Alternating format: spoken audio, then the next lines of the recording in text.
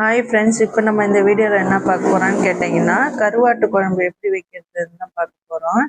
இது பார்த்திங்கன்னா சின்ன வெங்காயம், பூண்டு, காரக்கருவாடு தான் இன்றைக்கி எடுத்துருக்குறோம், கத்திரிக்காய், புளி கரைசல் இதெல்லாம் வச்சு தான் நம்ம வந்து கருவாட்டு குழம்பு எப்படி செய்யறதுன்னு ரெடி பண்ணுறோம்.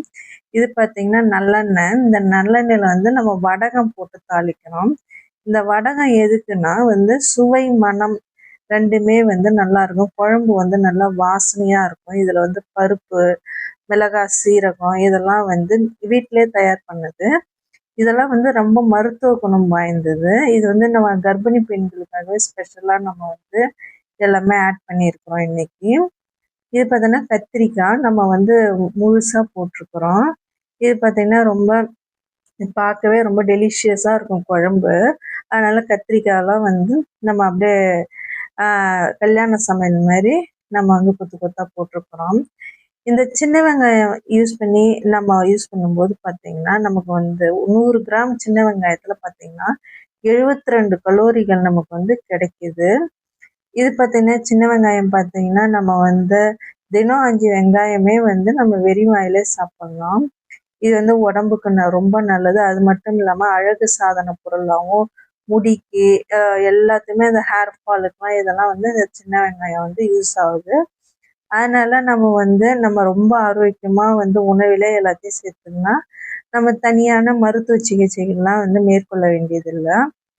இதில் பார்த்தீங்கன்னா இந்த கருவாட்டு குழம்புல பார்த்தீங்கன்னா கால்சியம், இரும்பு சத்து, ஒமேகா 3 இதெல்லாம் வந்து நமக்கு நிறைய இருக்குது. இந்த பாலூட்டும் தாய்மார்களுக்கு வந்து இந்த பூண்டு சேர்த்து சமைக்கும்போது பார்த்தீங்கன்னா ரொம்ப பயனுள்ளதாக இருக்குது. இந்த இந்த இது பார்த்தீங்கன்னா இந்த வடகம் பார்த்தீங்கன்னா பூண்டு எல்லாமே வந்து இதில் இருக்கு. இருந்தாலும் நம்ம கர்ப்பிணி பெண்களுக்காக சமைக்கிறோன்றதுனால நம்ம நிறையவே அடிஷ்னலாக ஆட் பண்ணியிருக்கிறோம். இந்த கருவாட்டு குழம்புல பார்த்தீங்கன்னா ஆன்டி ஆக்சிடென்ட் வந்து அதிகமாக இருக்குது. அதுக்கப்புறம் பால் கொடுக்கும் தாய்மார்கள் வந்து இந்த பால் சுறா கருவாடு எடுக்கும்போது அவங்களுக்கு வந்து பால் சுரக்கும் தன்மை வந்து அதிகரிக்கும். இது பார்த்தீங்கன்னா நல்லா எண்ணெய் பிரிஞ்சு வெந்துருச்சு. இதில் பார்த்தீங்கன்னா இந்த கத்திரிக்காவை வந்து நம்ம வதக்கணும். நல்லா வதக்கி ப்ரௌன் கலரில் வாங்கணும்.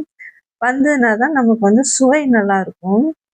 இதில் நோய் எதிர்ப்பு சக்தி, ரத்த சோகை, முக்கியமாக வந்து இந்த சளி, இருமல் தொந்தரவு இருக்கிறவங்க இந்த கருவாட்டு குழம்பு வந்து சாப்பிட்டோன்னா வந்து நமக்கு வந்து தொந்தரவுகள்லாம் நீங்கும். இந்த கருவாட்டு குழம்புல பார்த்தீங்கன்னா உப்பு வந்து அதில் இருக்கிறதுனால, கருவாட்டில் உப்பு இருக்கிறதுனால இந்த ப்ரெஷர் பேஷண்ட்டும் அதுக்கப்புறம் இல்லாமல் இந்த ஹார்ட் பேஷண்ட் இவங்க மட்டும் டாக்டர்கிட்ட ஆலோசனை பெற்றுட்டு அதுக்கப்புறம் வந்து நம்ம சாப்பிட்லாம். அளவோடு சாப்பிட்ணும். இப்போ வந்து இந்த பெண்களுக்கு ஏற்படக்கூடிய இந்த சினைப்பை பிரச்சனை, கர்ப்பை பிரச்சனை, நீர்ப்பை பிரச்சனை இதெல்லாம் வந்து இந்த கருவாட்டு குழம்பு வந்து சரி பண்ணுது. இது வந்து பார்த்தீங்கன்னா நம்ம புளி கரைசல் வந்து கரைச்சி வடிகட்டி வச்சுருக்கோம். இதில் வந்து 4 கரண்டி மிளகாத்தூளும் தேவையான அளவு உப்பும் போட்டிருக்கிறோம். இது வந்து நம்ம நல்லா வதங்கிடுச்சுன்னா காய்கறி நல்லா வதங்கிட்டு அதுக்கப்புறம் எண்ணெய் நல்லா பிரிஞ்சு வந்துடுச்சு. அதில் தான் நம்ம வந்து அதில் எடுத்து ஊற்றிட்டோம்னா குழம்பு வந்து ஒரு 50% வந்து ரெடி ஆயிடுச்சு. நம்ம அதுக்கப்புறம் பார்த்தீங்கன்னா சிலருக்கு வந்து இந்த ஒவ்வாமை பிரச்சனைலாம் வந்து இந்த கருவாட்டு குழம்புல வரும். அதெல்லாம் வந்து நம்ம வந்து பார்த்து சாப்பிட்ணும். அது வந்து டாக்டர்கிட்ட கேட்டுட்டு அதுக்கப்புறம் அரிப்புத்தன்மை அது மாதிரி அலர்ஜிலாம் அந்த மாதிரி ஏற்படும். ஒரு சிலருக்கு தான் ஒரு 100%ல ஒரு 1% தான் அந்த மாதிரி வரும். ஆனால் மற்றபடி இது வந்து ரொம்ப நல்லது.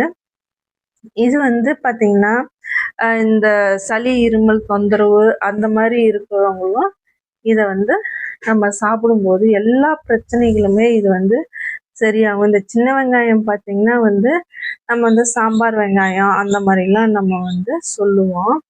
இது பார்த்தீங்கன்னா வந்து நமக்கு வந்து இந்த வெங்காயத்தை இது வடகம் வந்து நம்ம அதை பற்றியான ஒரு வீடியோ போடலாம். அது நம்ம குழம்பு கொதிச்சுட்டே இருக்கும்போது இந்த கருவாடு எப்படி வந்து க்ளீன் பண்ணுறான்னு பார்த்துக்கலாம். நான் ஃபஸ்ட்டு வந்து மேலே இருக்கிற தோலெல்லாம் வந்து க்ளீன் பண்ணிட்டேன். அப்போ தான் வந்து நமக்கு வந்து மேலே வந்து இந்த செதிலாக இருக்கும். அதெல்லாம் நான் பிச்சு எடுத்துட்டேன். இல்லைன்னா நமக்கு வாயில் போய் குழந்தைங்களுக்கெல்லாம் குத்தும். பெரியவங்களுக்கும் வந்து தொண்டையில் போய் அடைச்சிக்கும். இப்போ குழம்பு நல்லா கொதிச்சிருச்சு. ஒரு 90% கொதிச்சிருச்சு. கரண்டியில் பார்க்கும்போது தெரியுது.